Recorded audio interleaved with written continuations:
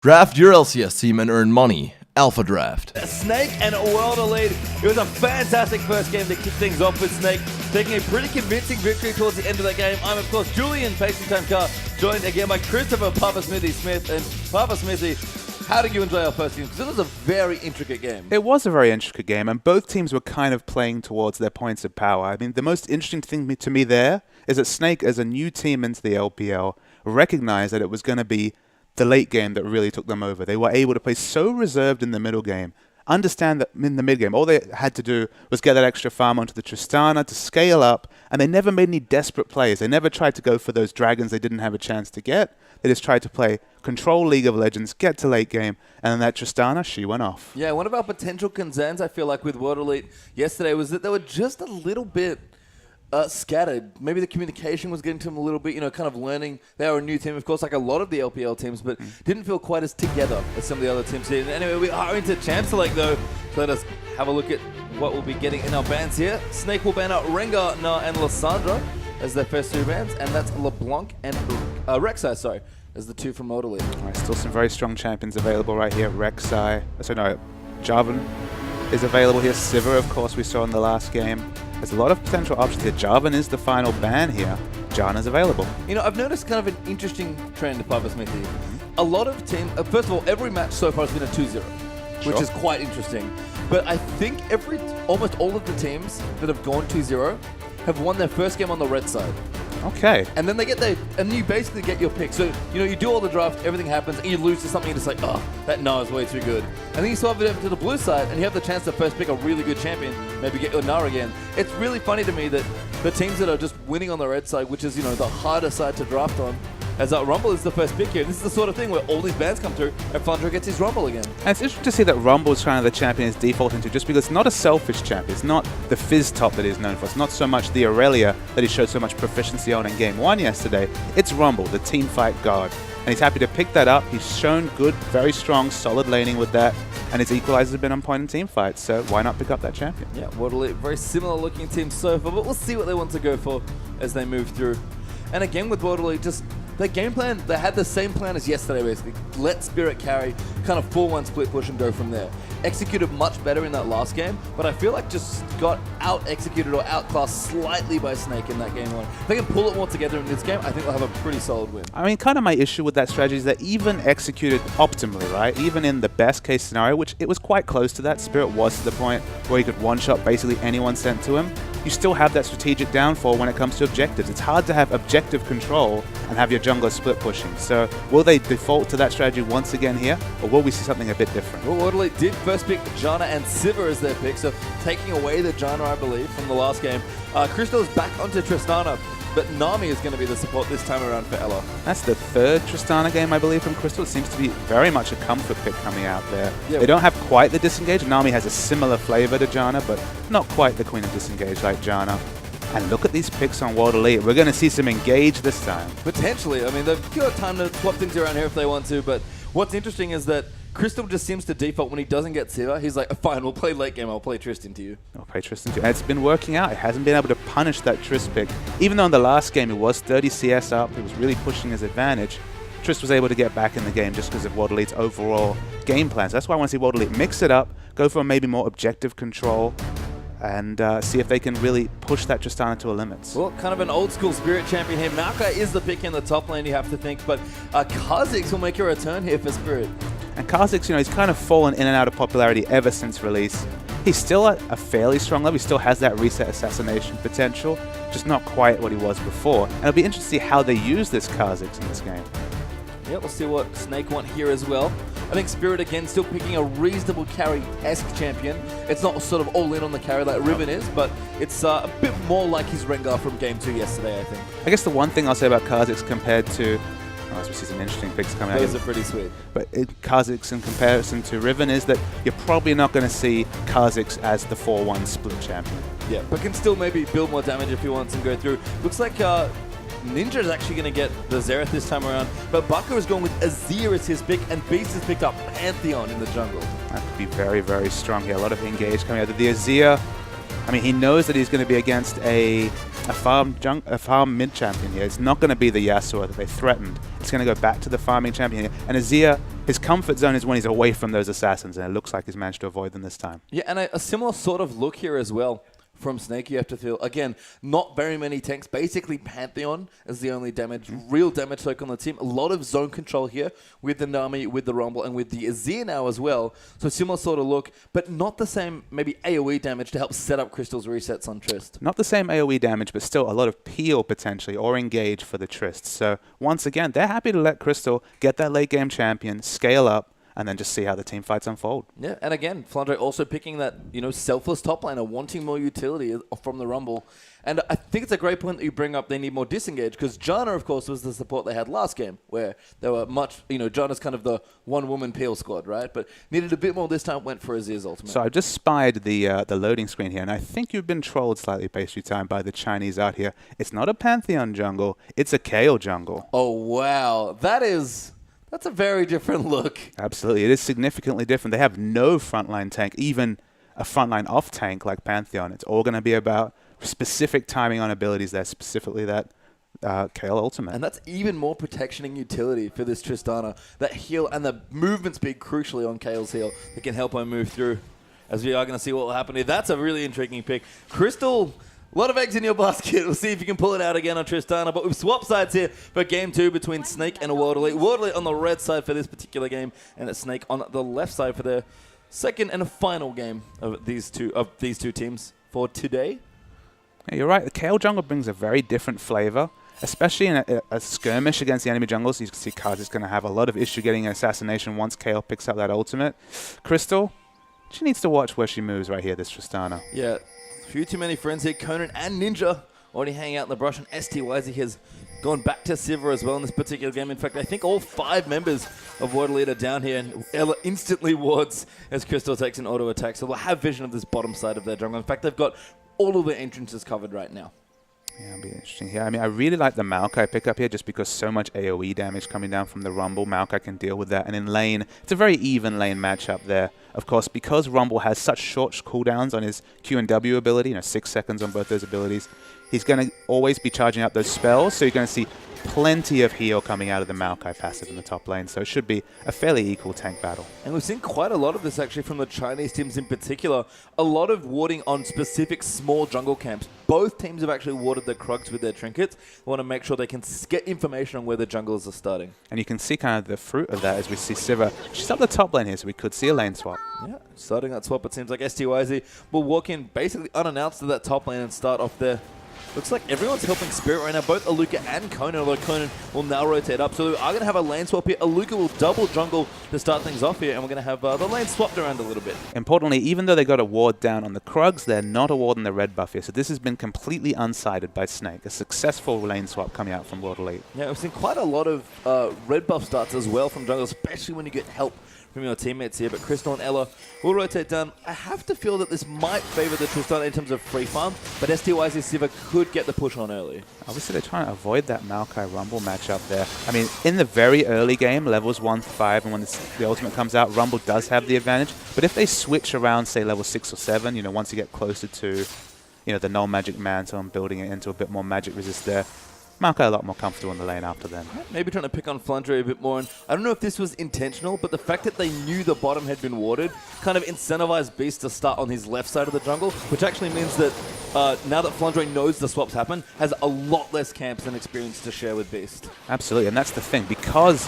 they didn't get the successful ward down, they've reduced the amount of experience that Flandre could have picked up with the jungle follow there. So a big strategic victory from World Elite from level 1. Yeah, really nice stuff here. And Crystal and Ella will start pushing in their explosive shot already leveled there for Trist. Beast actually going to walk in and start a 2v2 here. We haven't seen this in a very long time. Yeah, it's something that Cloud Templar was famous for, obviously, on the Rammus jungle days. It's necessary here just because Sivir can put so much damage and turret pressure down. Beast there will last hit the one that Flandre was going to miss. So babysitting his top laner nicely. Conan going to start to roam a little now as well on Janna. I believe known for Leona play normally. A big Leona player potentially. He does like the roam ganks, and even on Janna he does have the ability there. Yeah, going to come through. Ninja there. Oh, Baka knows what's up now. He'll be able to get himself away. Duke not quite out of the tornado, but he'll be fine for now. Zia versus Zero. It's kind of an interesting matchup. Very range, very poke heavy for both those mid laners. And just as I was saying before, I mean, Zia, he has trouble with those assassins, but in a farm lane like this, I mean, Zia late game, his damage is just obscene. So they're going to be very happy to get this matchup in the mid lane. But, I mean, last game, it was Barker who was really doing a lot of heavy lifting with the massive stacks of AP on Xerath. So Xerath, no slouch in the late game either. Flunder just powering up. Beast will now rotate through his jungle and try and pick up his red buff to get closer to level 4. Very aggressive push by both of the duo lanes, actually. Basically emptied into 2 different 2v1 lanes, and both Tristana and Sivir are pushing very aggressively towards the towers. Absolutely. The lane freeze is not existing. I mean, it's very hard for Tristana, obviously, to not level that explosive shot and freeze the lane. You do see it sometimes in the OGN, you know, just not skilling an ability, but potentially here had already skilled that explosive shot and it was always going to push. And I mean, Sivir's best when she's pushing, so both of them with the push flavor here. It means plenty of experience coming down, and Rumble will still be able to pick up that equalizer, at least the experience for it, by the time we see a dragon attempt. Yeah, Flandre sort of zoned off his tower here, but will return to last hit. No real dive threat right now. I like the ward just behind Flandre's Rumble as well, spotting out the potential dive from Spirit if he does want to rotate over there. And he seems interested. Spirit is going to rotate. Actually going to find Beast now. This would be quite the duel. I think they've both spotted each other. Good deep pink ward though, placed down by World Elite. And you saw that Spirit. He noticed that Ninja was backing off there. He had to go and buy, so he knew he wouldn't have any mid lane support. Smart to back away from any engage. Yep, does not want to get involved. And again, counter jungling, very much a team game here as Fiendish Codexes have been completed by both mid laners. Actually a small CS lead for Ninja, but Barker should catch up pretty swiftly. Last hitting minions as they crash towards his turret. Spirit, though, continuing to ward aggressively here towards the top side of the map. And Beast, once again, forced up into that top lane to try and help Flandre. And that's 2 games in a row where we have seen kind of the polar opposite play from Beast as from the first series against Gamti. Very much on the back foot here to the moves of the enemy jungler. Great gank from Spirit. Good amount of damage down. That forces Barker to get away to his Sand Soldier. Doesn't blow a summoner spell, but a good little damage trade there. Absolutely, and I really like Spirit's play here. He's not going for that selfish build Riven, you know, to look to split push himself, but he is snowballing his lanes very effectively. Just wants to go in. Barker keeping his distance on this Azir, poking the minions down from afar. Again, wants to be careful with just his health bar after Spirit did pay him a visit. Ninja, level 6 now as well. Both quite low in mana are these two. They've choked through a lot of their potions and biscuits. Ninja, though, will pop one now as they'll just continue CS. And again, a slight lead here for Xerath, but nothing major so far as we move back around the other lanes here. Oh man, actually gets caught by a stun. Has to be careful. The ultimate does juke the last bolt. Ninja now flashing forward as well. A good stun, though, doesn't need it. And Ninja, way too far forward, gets first blooded by the KO. I can only imagine looking at his mana bar that he was probably 1 or 2 mana away from the flash kill on Barker. They're very awkward from Ninja. A miscalculation that could cost him this laning phase. And Beast, just really smart presence, you know, knows that his mid lane is low, probably wants to be near the lane anyway, picks himself up a free first blood as a result, and things going well for the Snake jungler once again. Sometimes things fall on your lap, Pastry Time, and that was one of those times. I certainly know that feeling as Beast. Do a bit of a mid laner impression here. Spirit actually doing the same here on Kha'Zix, and both junglers farming up nicely, pretty close in CS, have their initial jungle item, not enchanted but finished up already. Be interesting to see whether we see the Magus enchantment or the Devourer enchantment coming out from Kayle. There's kind of 2 flavors to it. Previous to the Devourer nerf, that would have no question been the pickup just because it synergizes so well with Kayle's overall kit, that attack speed. But 20% cooldown reduction on a champion who loves to stack cooldown reduction is also a very compelling buy as well. So interesting to see which direction the Kayle goes with their build. And we've actually had a swap back here. Beast has started this dragon and his dual lane zoning out the other duo here from World Elite. So there's a pretty aggressive dragon coming up, but we're going to have Barker rotate down on Azir as well. And that actually looks like they'll just take this dragon uncontested. Spirit's not in the area. He's actually recalled quite low on health. Barker's zoning out Ninja now as well. That's almost a kill. Sand Soldier's not quite in range for the last auto, and that should give the dragon over to Snake. Disgusting damage already coming out, and you have to think facilitated by that 1 kill coming down on Ninja. It's such a sneaky dragon as well. Amazing to me that World Elite rotate their bottom lane down as the dragon does go down. Although Crystal does hop away, has to be a bit careful. STYC coming in. The tornado is beautifully lined up. The heal is popped though, but the ult's going to move in. There's the flash out, and Ninja goes down to Snake, but Beats is going to rotate through. Now Ella's here as well, and STYC's forced to flash. Some of the calculations on damage by World Elite when it comes to turret diving have struggled a little bit there. And you have to say, you're correct. They made that rotation. They brought down their duo lane to give themselves some dragon pressure. Sneakily taken away by Snake. They still lost it. Just such good knowledge of his champion and the jungle in general by Beast. That's a two-man dragon that he felt confident starting just with the vision and just the knowledge that he could do it on Kayle with. I think Ella was helping at some point with Baka zoning out Ninja from that, potentially poking him off as well. So very nice strategic moves in the early game here for Snake, and that will give them about a 2,000 gold lead, actually. I guess some gaps in the vision there. You do see the pink that went down in the river brush that it would have given them vision on the exit from the dragon pit. They just had no idea that it was going on. Yeah, and again, good pressure by the dual lane of Snake to just keep Waterley back. And it's crazy to me because I know you love to talk about the one-item power spike. As never mind, a fight has come to Aluka. We'll find Flandre and gets blown up as the ultimate from Xerath comes in there as well. Yeah, much better play from Ninja right there. Great roam on Xerath, usually thought of as a very immobile champion. They pick up an answering kill, but so far the objective snowball firmly with Snake.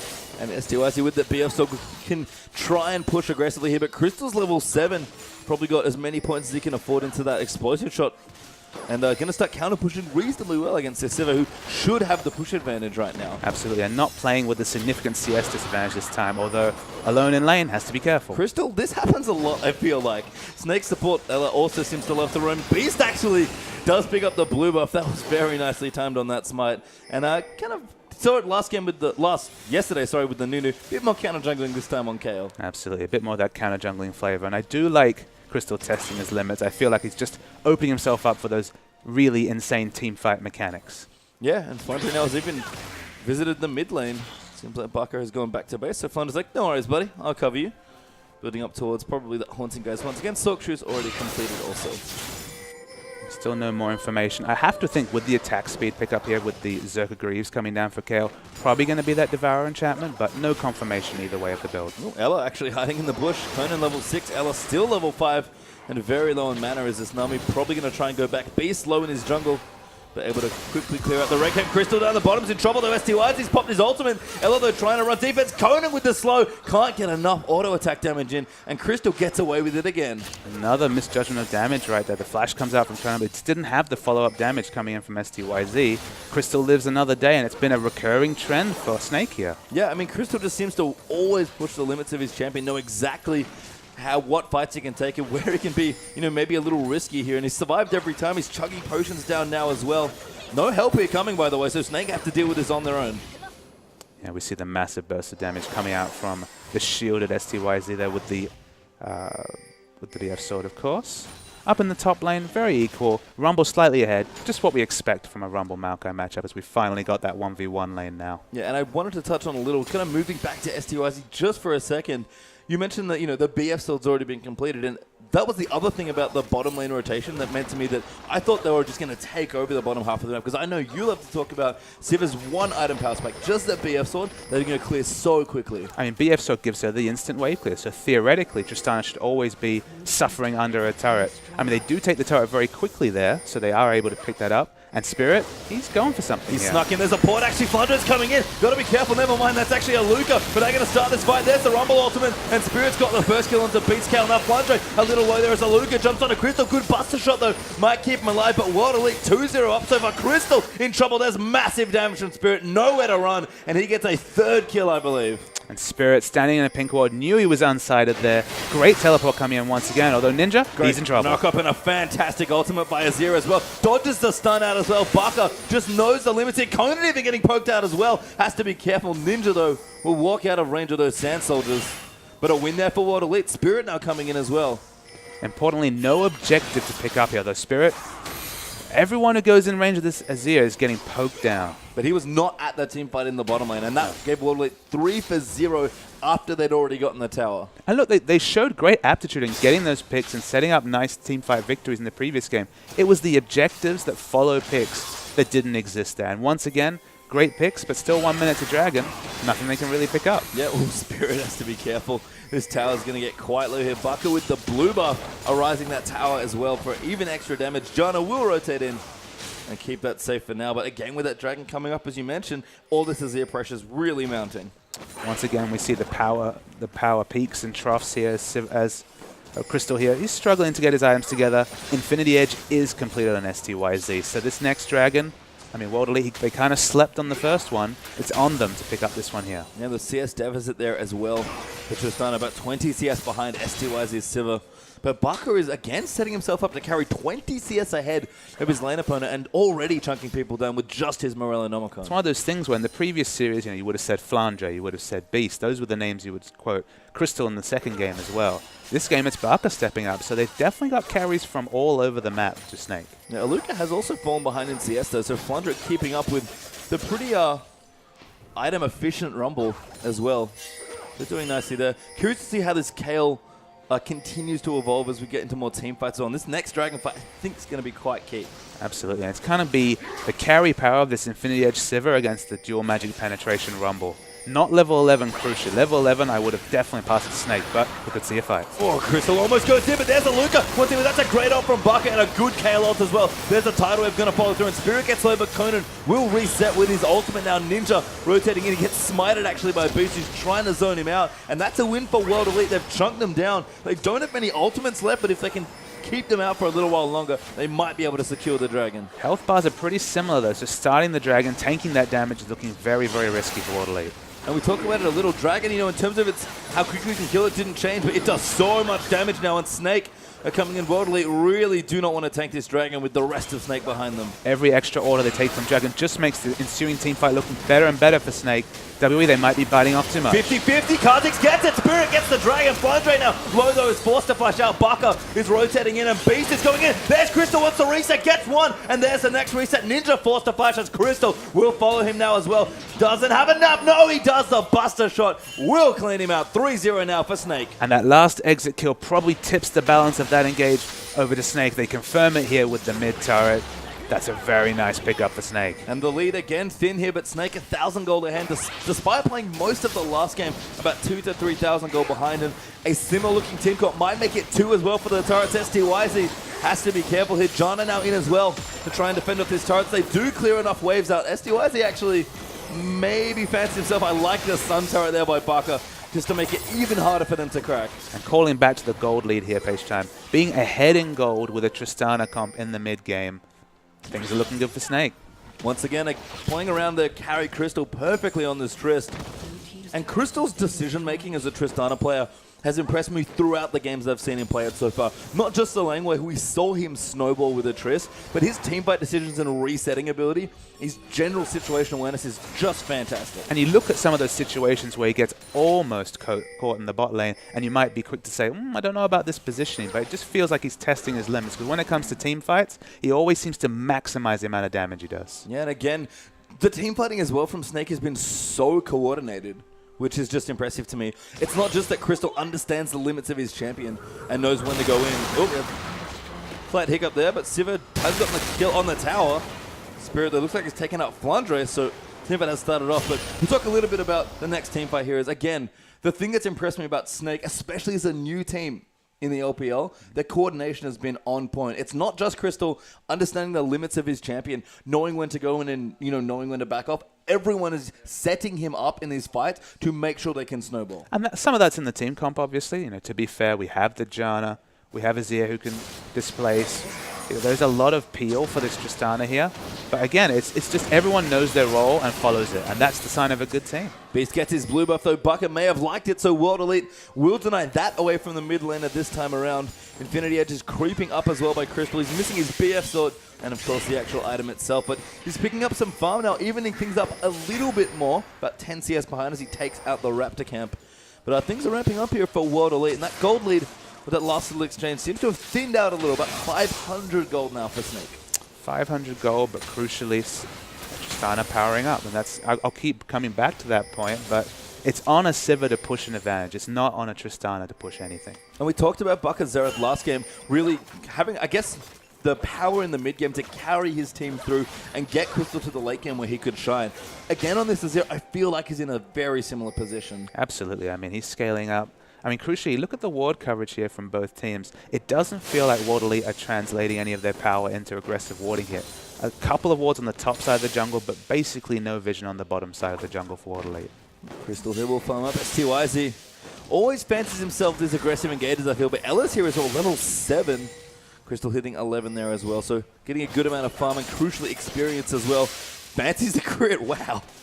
Takes off quite a lot of SCY's health, and they're going to siege up this turret. Azir's actually down here as well. Important to know that was a static shift with pickaxe critical strike.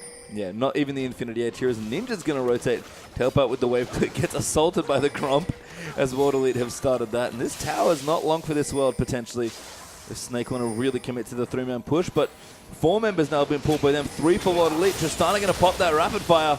And this tower's going to go down. That's going to make it 2 for 3, actually. Water Elite still ahead on turrets. And Maokai able to get some damage on the top turret here. Rumble just coming down to help his team if he needed to cut anyone off. Maokai, he'll get able to equalize the gold with the top turret, but overall, Snake seem happy. That last little exchange there from Water Elite that we may have missed. Picked them up the mid turret, I believe, so that's where that little advantage comes from. 4-2 now in favor of Water Elite for that particular metric. Baron is up in 50 seconds, but he's probably not going to be looked at for another 5 to 10.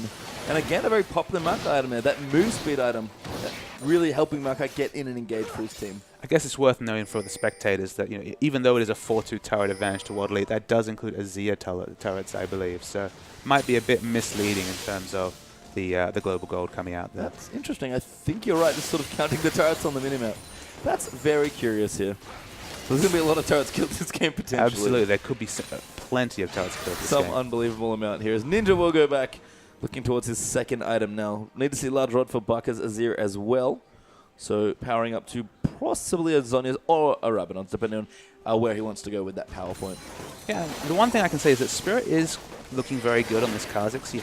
In terms of items, he's at a very good item point here, and it feels like Water Elite are kind of undoing some of their power here by not getting those aggressive wards down and starting to come into the enemy red buff, the enemy blue buff, and really start to contest some of these objectives, just because they are in a power point right now where Tristana's still in that power trough. It does feel like they could be going and competing for those objectives, but they're not moving up their wards aggressively enough, I think, to take advantage of that Sivir pick. And that trough isn't going to last much longer either. 42 seconds till the next Baron, and Tristana has all but finished that Infinity Edge here for Crystal, and that's a big jump in power. Not to mention that the Zhonya's that Bucker is going to be going for next could also be finished by the time that Dragon Fight rolls around. So lots of power there potentially for Snake's next engagement. And it's one of those shining points of Rumble is that even though Rumble's 0-3-4, he has a healthy CS advantage, but hasn't really been involved in any of those kills.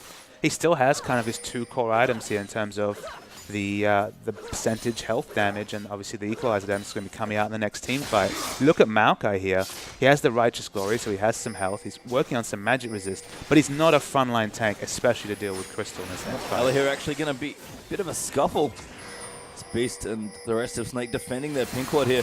Bucker going in, actually wants to go aggressive. Arises on that tower. They're going to try and take this out and do very cleanly, excuse me. Tier 2 turret going down with Dragon now up as well. The Azir turret's going to give them vision, if nothing else, towards that mid lane. And vision's the word, Page Jam, because they get that ward on the enemy walls as well here. So much advanced vision, so much map vision for Snake.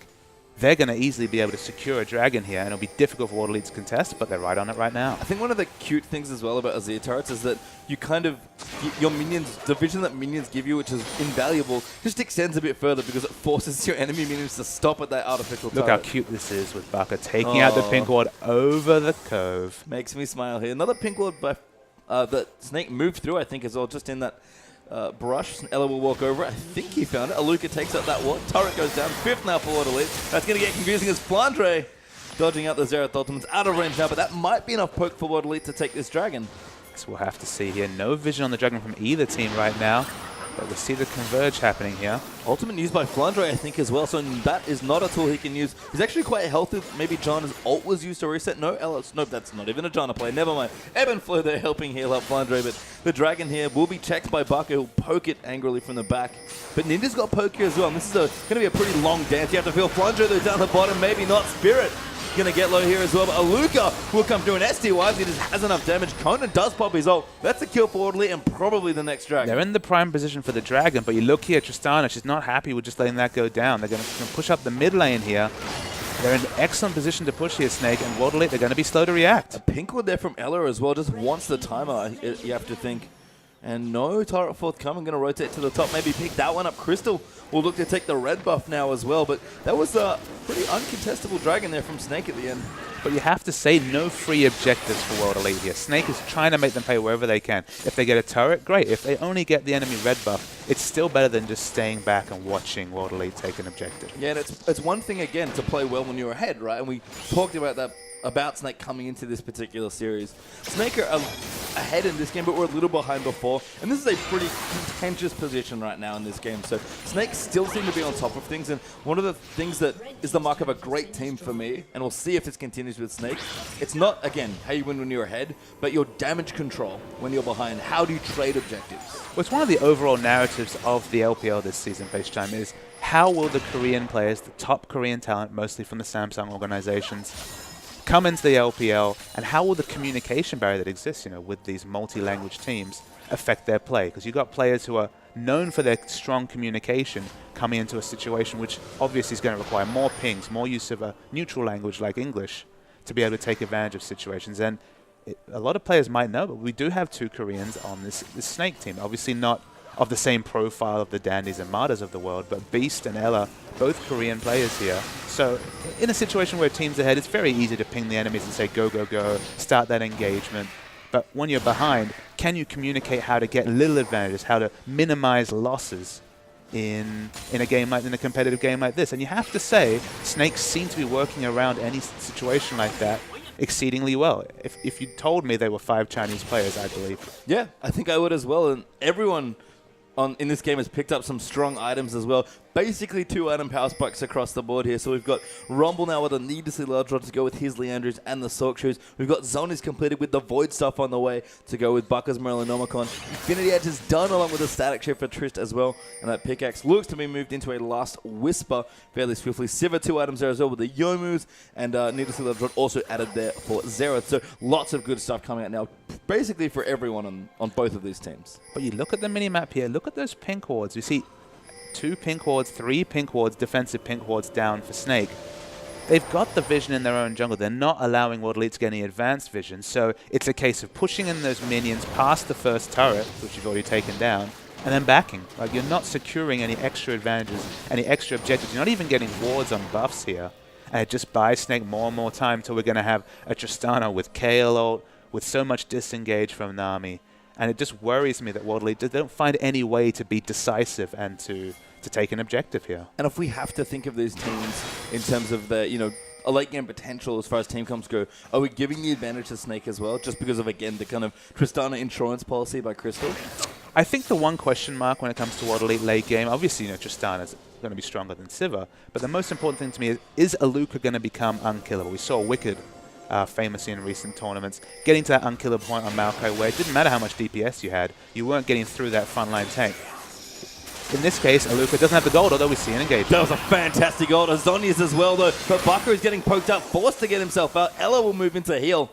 But a couple of ults burn there, no kill onto Bucker. So you're going to keep pushing here as Snake. I mean, if Maokai can pick up that Frozen Heart, can pick up that Banshee Veil, can become that unkillable frontline tank, World Elite are in for the shot for team fights. But just like that's ticking, we're waiting on Tristana to power up here as well. Very close to that last Whisper. Spirit cleaning up vision, though, has to be careful. Flundra has found him, and he's going to hit the Harpoon. That was a lot of Rumble damage.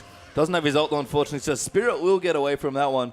And we just saw with the Rumble damage and just Bucker there before as well, poking them out. There's more than one carry on this team for Snake as well. Bucker's Azir is doing silly damage already. And Rumble will always be relevant in a team fight, even if he's as far behind as he is now. And with that Zhonya's Hourglass, he can even become a pseudo frontliner just so that he can get in there. He can overheat with his Flame Spitter running and apply that Zhonya just to do some frontline damage to obviously complement the equalizer. Yeah, I mean, Flundra's score isn't attractive here, but if he's behind, I don't think I want to be a Luca in this game. Maokai has not found the footing yet, or the gold to get the big tank items that you're talking about. So we'll have to see. World Elite kind of playing against their own comp a little bit here, because Luca does need quite a bit more farm. And Snake, again, have held onto this lead, but playing very comfortably. And this, again, a thin lead. 2,000 gold is nothing in this particular point in the game. Ella actually going to get caught out as well. The Tidal Wave does come in. Bucker, though, moving in, tries to move STYZ back with his ultimate, but the teleport will come in now as well. That's going to force the flash out of Sivir as he just poking people back, though, but Bucker has popped his on. So Lucas in the middle. He will flash out with Azir, and now Ella going to flash forward. Bubble will add great equalizer coming in there, cutting off STYZ and Conan, and Aluka is forced to flash as well. Spirit once again in, but Crystal gets that first kill. Just an unbelievable equalizer coming out from Flandre there, basically validating the Rumble pick all in itself. And Crystal's going in. He flashes so hand there is a Luca now in trouble as well. And he's just going to go for the reset. Double kill, make it a triple with the static shift crit as well. And Crystal, the static shift triple there was massive, Pastry he Time. trusts his team so much when he goes in. That was nuts, by the way. Just jumped in and immediately flushed a Xerath post. And you might wonder, how did that team fight happen for Waterley? Because they were in position of power, but Ninja, unfortunately, if we had a replay here, was walking slowly down the mid lane, trying to group with his team as the four of them got obliterated by a wonderful equalizer right there. And it was that positioning on the Xerath, who has long range, but not quite that long, that will cost them the fight. Yeah, Flandre's ult didn't kill him, but it basically invalidated STYZ from that last fight, as Baron will now go over to Snake as well. STYZ will push out what he can, knowing that the enemy's on the other side of the map, but Dragon is likely to go over to Snake here as well. STYZ is solo, he can't fight again, and ultimates are coming back now for Snake. In fact, they're going to fight Spirit, he base checks the brush. Goodbye. Instant death, and it's going to be another objective.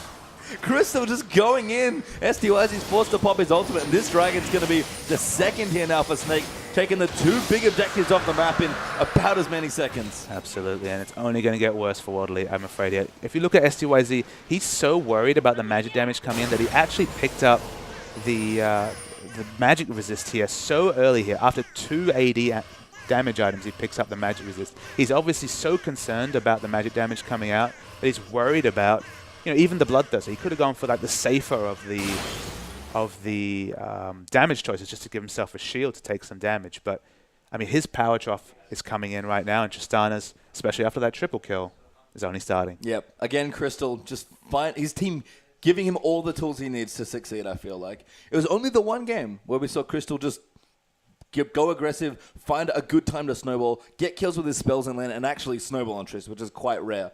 The other two times, including just the last game, Crystal has really been put up by his team here to succeed. And he's delivering every single time. But it's not like he's going bot lane and dumpstering the enemy AD carry and just winning it himself. In both games, you know, it's been a bad matchup, but he's been sitting back, he's been farming, he's been choosing his advantages. And it's interesting that it's always been STYZ picking up that early Infinity Edge and starting that power snowball, but it's always been equal when it comes to two items. It's always been Infinity Edge Static Shiv against STYZ's Infinity Edge Youmu's. At that point, it's only going to get worse for Sivir. Yeah, it's just so impressive to me that Snake can work together as such a cohesive unit, and Triss is approaching the 4 damage items here. The Rabadons has been done by Bucko, just skipping the Void Staff at this point. Wants pure damage on this Azir, and at 230 CS, he's looking pretty strong against Ninja, who's fallen a little bit behind on this Xerath. And now Snake, they pretty much have complete control of this map. Yeah, absolutely. You can see that STYZ trying to cause some map pressure on the top, you know, much akin to Rivens in the previous game, but Snake going to start pushing down these structures, and with a Tristana this fed, they're going to do it quickly. At level 16, Trist as well. Got long range. Look at Flandre. Actually just fighting. He's going to go in for STYZ. That slow was amazing on that equalizer, and no spell shield saving you there. And STYZ, this is a bit of his profile here. When his team is losing significantly, he does like to split bush, try and cause pressure, you know, hopefully outplay the enemy, but this case didn't work. Bit of an emotional thing as well, you know, I have to get ahead, I need to carry for my team, and he goes off, and Flunder's like, oh, cheers, I'll take the kill, as now Buck is in the mid lane. They took out the bottom inhib and its turret as well, and are moving in here with STYZ dead for 15 seconds or so longer. Buck attacks out that tower, no, not quite, does get it there, as the Giant Shield's not enough, and Crystal's ulted up, the wave's coming in as well. He's cleaning house in this fight. Luca gets obliterated there by Crystal's Triss, and this might just be it. Yep. I mean, Maokai, he just never got a chance to pick up those items. He's still picking up on the constituent parts of 2 big defensive items. Never got them. Crystal rips through them, rips through these turrets, and it's going to be a Snake 2-0. Yeah, Snake. That's 4 games in a row for themselves. 3 kills. Look at Flandre. Just going in there, good bubble on the Spirit. They'll trade a couple kills here back and forth. Potentially Baka tries, goes golden in the zone. He's going to keep himself alive and keep one of those stats off his KDA for that game. And what an impressive showing again here by Snake. Another 2-0 victory. And I guess the most interesting thing to me is they're showing gears Pastry Time. They're not all in all the time. It wasn't Beast all over Spirit's jungle. In fact, you could say that Spirit, to some degree, out-jungled Beast in the early game in both games here. But Snake able to understand their power spikes, able to hold back there, wait for their Tristana to scale up, and then the carnage was clear. It was, and just a fantastic team to watch. Look forward to seeing more of them as well. But we are done for today's LPL broadcast. Don't forget, if you want more games, we'll be casting over at the Riot Games Oceanic stream. That's twitch.tv/Riot Games Oceania. If you continue our Oceanic challenge streams, but the LPL will return tomorrow, guys, so tune in for that as well.